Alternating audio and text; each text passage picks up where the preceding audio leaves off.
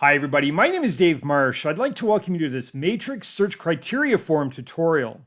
And today we're going to take a look at how to generate search results using the Matrix Criteria Form. Now before I begin, I'd first like to mention that because each MLS may have slightly different requirements, the system that we'll be using during this tutorial may differ slightly from the one that you're currently working with. Nevertheless, the functionality is the same, and for the most part, whatever you see during this tutorial, you'll easily recognize in your own system. All right, so typically the most popular method of searching in Matrix is from the search criteria form. And it's from here that we're able to enter the specific criteria for the property type that we're looking for.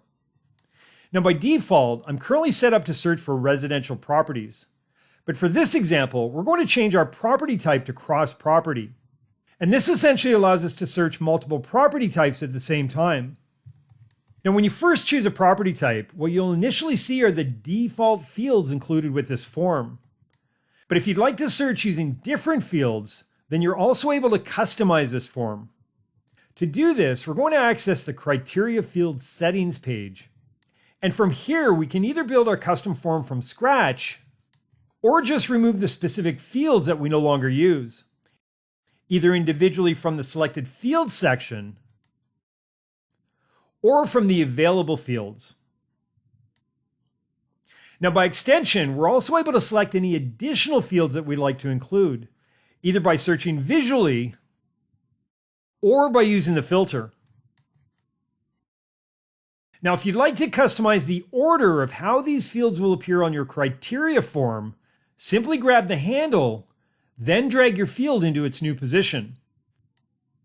All right, so once all of your fields have been set, you're now ready to save your form. And you'll notice that this property type is now customized. And again, it'll remain this way until I choose to modify it in the future. In the meantime, let's go ahead and add our criteria. In this example, our client's looking for all active residential and rental properties. Priced between $1,000 and $350,000. And you'll notice that with each new entry, our map and results section are both updated in real time, each reflecting the total number of matches.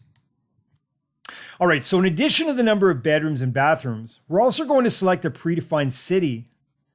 But for this search, we're looking for properties that do not include this location. Or in other words, anywhere outside of the area. And finally, let's go ahead and maximize our results space. And we can do that by first hiding our criteria, then adjusting the map to results ratio.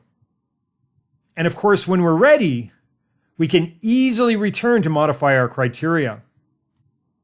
All right, well, this concludes this search criteria form tutorial. I'd like to thank you for watching and hope that you can join me for another session. Take care.